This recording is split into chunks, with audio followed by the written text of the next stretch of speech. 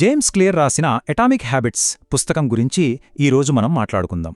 ఇందులో చెప్పిన కొన్ని అద్భుతమైన ఆలోచనలు మన జీవితాలను ఎలా మారుస్తాయో చూద్దాం. చిన్న చిన్న అలవాట్లు అంటే అణువంత మార్పులు ఎంత పెద్ద ఫలితాలనిస్తాయో తెలిస్తే ఆశ్చర్యపోతారు. సరే, మొదటి విభాగంతో మొదలుపెడదాం. 1% నియమం. అసలు ఈ చిన్న చిన్న మెరుగుదలల శక్తి ఏంటో అర్థం చేసుకోవాలంటే ముందు మనం ఒక నిజ జీవిత కథ వినాలి. ఒకప్పుడు బ్రిటిష్ సైక్లింగ్ జట్టు పరిస్థితి ఎలా ఉండేదో ఊహించుకోండి. 100 సంవత్సరాలకు పైగా వాళ్లు ఒలింపిక్స్లో గెలిచింది కేవలం ఒక్క గోల్డ్ మెడల్. నమ్మశక్యంగా లేదు గదా? అంతేకాదు, 110 సంవత్సరాల చరిత్రలో ఒక్క బ్రిటిష్ సైక్లిస్ట్ కూడా ప్రపంచంలోనే అత్యంత ప్రతిష్టాత్మకమైన టూర్ డి ఫ్రాన్స్ను గెలవలేదు. అంటే వాళ్ల ప్రదర్శన దాదాపు అట్టడుగున ఉండేది. కాని 2003లో అంతా మారిపోయింది. డేవ్ బ్రేల్స్ఫోర్డ్ అనే కొత్త పర్ఫార్మెన్స్ డైరెక్టర్ వచ్చారు. అతను ఒక సింపుల్ కాని చాలా శక్తివంతమైన ఆలోచనను తీసుకొచ్చాడు. అదేంటంటే చేసే ప్రతి పనిలో, ప్రతి చిన్న విషయంలో కేవలం 1% మెరుగుదల సాధించడం. దీనికి అతను the aggregation of marginal gains అంటే చిన్న చిన్న లాభాలను పోగు చేయడం అని పేరు పెట్టాడు. వాళ్లు ఎంత చిన్న విషయాలపై దృష్టి పెట్టారంటే ఆశ్చర్యం వేస్తుంది. ఉదాహరణకి, రైడర్లకు మరింత సౌకర్యంగా ఉండేలా బైక్ సీట్లను డిజైన్ చేయించడం, టైర్లకు మంచి గ్రిప్ కోసం ఆల్కహాల్ రుద్దడం, జలుబు చేసి అనారోగ్యం పాలుకాకుండా చేతులు ఎలా కడుక్కోవాలో నేర్పడం. ఇలా ఒక్కటేంటే వాళ్లు ప్రతి రైడర్కు సరిగ్గా సరిపోయే దిండును కూడా ఎంపిక చేశారు. చివరికి టీమ్ ట్రక్ లోపల చిన్న దుమ్ము కణాలను కూడా సులువుగా గుర్తించడానికి దానికి తెలుపు రంగు వేయించారు. ఇలా ప్రతిదాన్ని 1% మెరుగుపరిచారు. మరి ఫలితం అద్భుతం!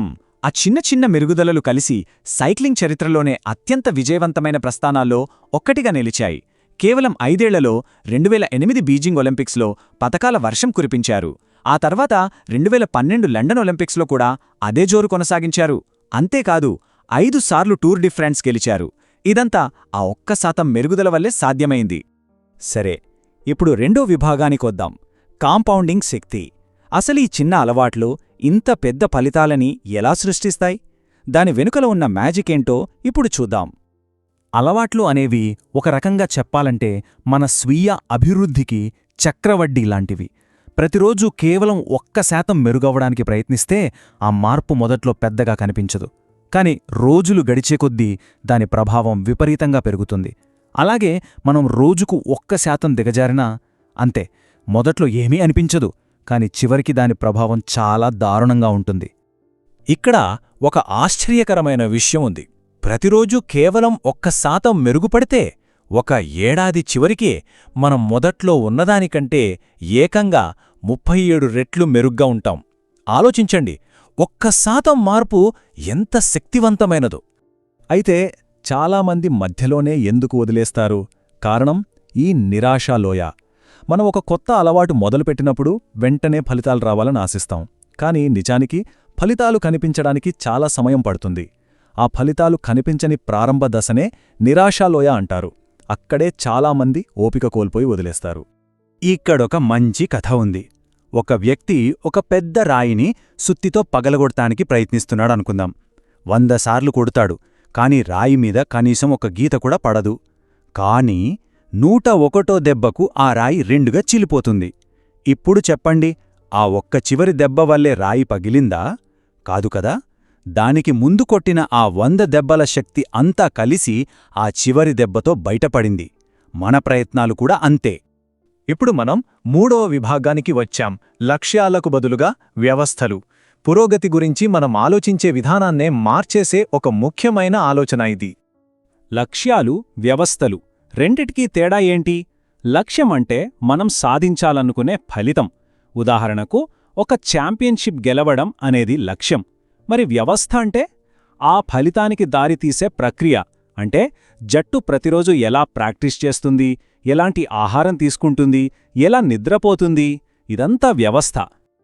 కేవలం లక్ష్యాలపైనే దృష్టి పెట్టడం ఎందుకు సరైన పద్ధతి కాదు? దానికి 4 కారణాలున్నాయి. 1. గెలిచిన వాళ్లకి, ఓడిన వాళ్లకి ఇద్దరికీ ఒకే లక్ష్యముంటుంది. 2. ఒక లక్ష్యాన్ని చేరుకోవడమనేది ఒక తాత్కాలిక మార్పు మాత్రమే. 3. లక్ష్యాలు మన ఆనందాన్ని ఆ ఒక్క ఫలితానికే పరిమితం చేస్తాయి. 4. కొన్నిసార్లు లక్ష్యాలు మన దీర్ఘకాలిక పురోగతికి అడ్డు కూడా పడతాయి. అందుకే లక్ష్యం కన్నా దానికి దారితీసే వ్యవస్థే ముఖ్యం. ఇది చాలా బాగా గుర్తుపెట్టుకోవాల్సిన మాట. మనం మన లక్ష్యాల స్థాయికి ఎదగము, మనం మన వ్యవస్థల స్థాయికి పడిపోతాము. అంటే మన పురోగతిని నిర్ణయించేది లక్ష్యాలు కాదు, మనం రోజూ పాటించే వ్యవస్థలే. ఇక 4వ విభాగం, మీ గుర్తింపును మార్చుకోవటం. శాశ్వత మార్పుకు అసలైన రహస్యం ఇదే. ఇప్పటివరకు మనం ఏం చేయాలి, ఎలా చేయాలి అని చూశాం. ఇప్పుడు ఎవరు అనే అత్యంత లోతైన అంశంలోకి వెళ్తున్నాం. మన ప్రవర్తనలో 3 పొరలు లేదా 3 లెవెల్స్ ఉంటాయి. అన్నింటికన్నా బయట ఉండేది ఫలితాలు, అంటే మనం ఏం సాధించాలనుకుంటున్నామో.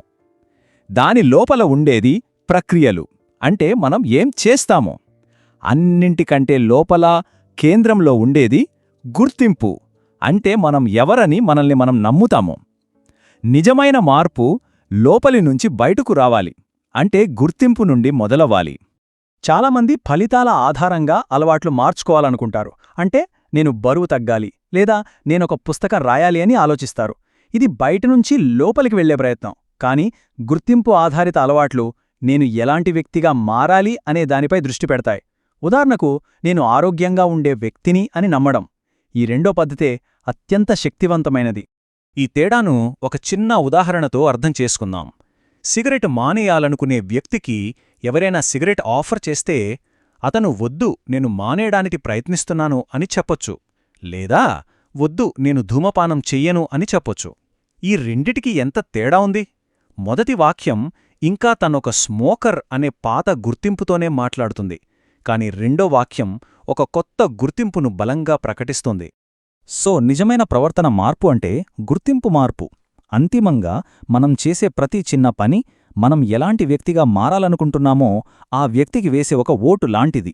రోజూ వ్యాయామం చేస్తే మనం ఆరోగ్యంగా ఉండే వ్యక్తికి ఓటు వేస్తున్నట్టు.